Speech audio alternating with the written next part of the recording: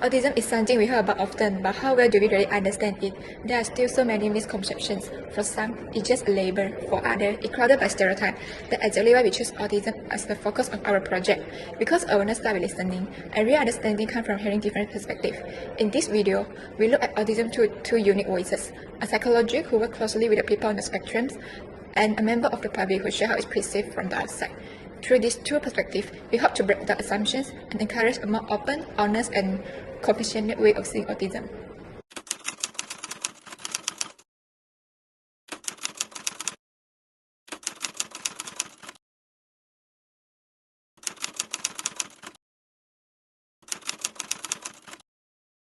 We'll start with introductions first. Hi everybody, my name is Michelle and I'm a clinical psychologist with experiences of working with children with autism for the past 8 years. I don't know what else to add on actually. I'm Naomi. I'm a student in Miss Jolene's class, Emotional Intelligence class. And I'm Carmila.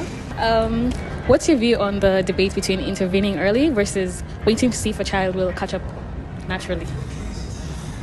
I think my stance on this is really strongly towards intervening early. The big reason is because the developmental gap of a child is small. So when we're looking, hypothetically speaking, everyone is born with 0 skills. And over time, we gain those skills as we grow up with the typical way of learning, for example. But if a child is suddenly not able to talk or is not able to engage with other people or not able to walk even, and we're waiting for them to kind of just learn and catch up, we're kind of holding them at that stage. Whereas every other peers or every other children is growing up and growing and learning more complex skills.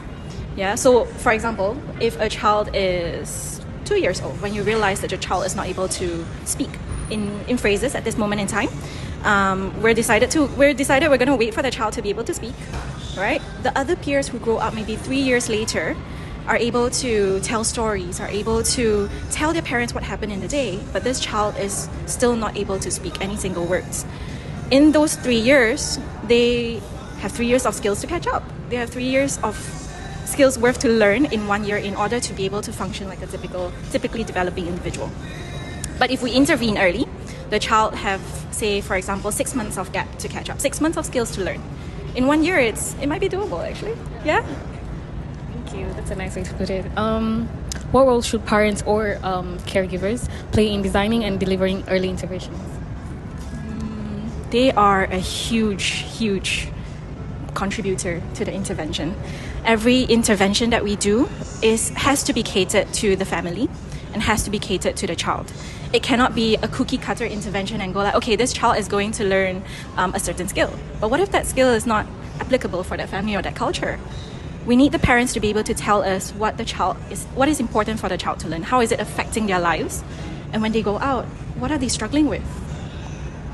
So you're a counselor, yeah? You work with autistic children and stuff. What is the most profound lesson you've learned from working with autistic? It's gonna sound very cheesy. I think it's love. It's so weird, but I think I've experienced what those tiny moments in love can be. I think when I experienced it was when a child came into a room and just sat with me. When I was preparing things, I was doing things, I was just writing my notes, and they just kind of sat down there happily looking. I had to tell my child to wait, just wait, I'm almost done. And those are the tiny things that makes me feel, okay, like I'm doing something right. And this is how some people actually shows their love, and kids with autism definitely can. How do you protect a child's identity and autonomy when intervention often starts before they can speak or make choices? The main point is to give them choices, offer choices. With every single child, no matter how young, they have the ability to make a choice. And if you think about it, they may not be able to express it verbally, but they'll show it through their nonverbals, like their face or the way they move away from you. And you can see that in toddlers. You give them a certain toy, they'll start walking away from you. You know, they don't want that. You don't want to force the toy on them, and you want to respect that. So offer choices where you can. Obviously, we can't allow them to control everything. But wherever we are able to and it's safe for them to do it, then okay, choice.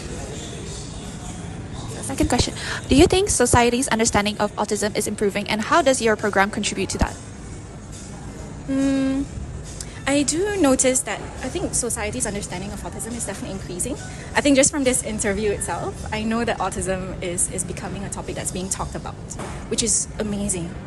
And I hope that I guess the field and everyone else continue to step towards accepting individuals with autism, being okay to know that this person speaks differently. They might use an alternative device to communicate, or they might need a quiet space to feel better, to feel calmer. I myself, I do not do any particular major campaigns at the moment in time. I used to head the nonprofit for early autism project called the Hope Project. I used to do a lot of campaigns with them. At the moment, I myself am trying to advocate for neurodivergence itself, being inclusive, and in our practices as clinical psychologists is to be affirming to differences and I guess, yeah, just differences, like how our brains work very differently. Okay. Last question. Can you share a case or moment that challenged your beliefs or changed the way you work? I had one child once. Very incredibly smart. I did everything under the sun in terms of behavioral strategies with him to support emotion regulation, behavior regulation. But it came to a point where I realized that what I do in terms of behavioral strategies is no longer sufficient. I need to be able to think about his emotional growth, how the world is influencing him, how he is perceiving himself within. I needed to do something more. And as you can see, I then, because of that, actually a huge part of it was because of that child, I decided to take my master's in clinical psychology. And that changed my career trajectory. Yeah. Okay, that is all for the interview. Thank you so much, Michelle, for joining us. Of course, thanks for having me.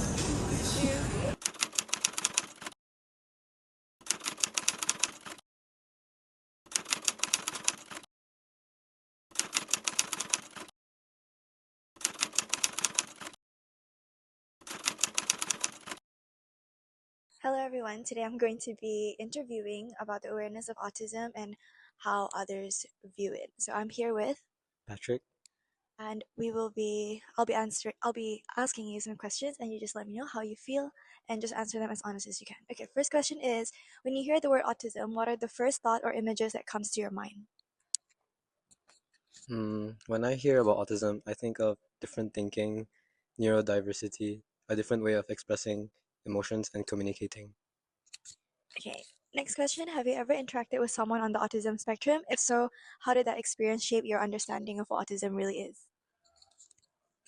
Yes, I've interacted with people that have autism, and it's completely different than normal communication.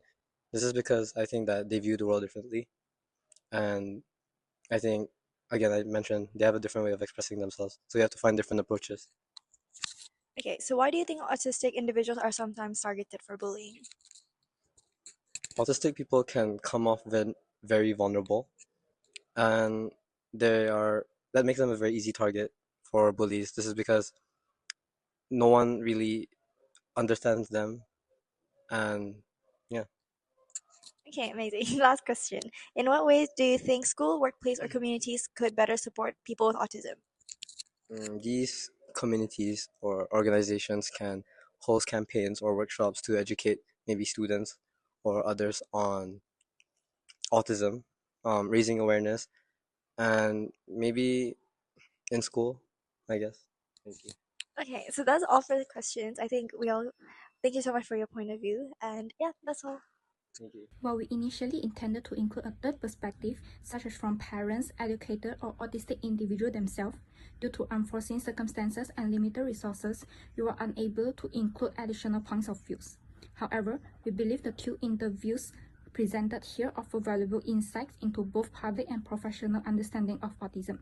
Ultimately, we hope this project encourage more open, informed, and compassionate communications about autism, and a continued effort to listen to and learn from all voices, especially those on the spectrum.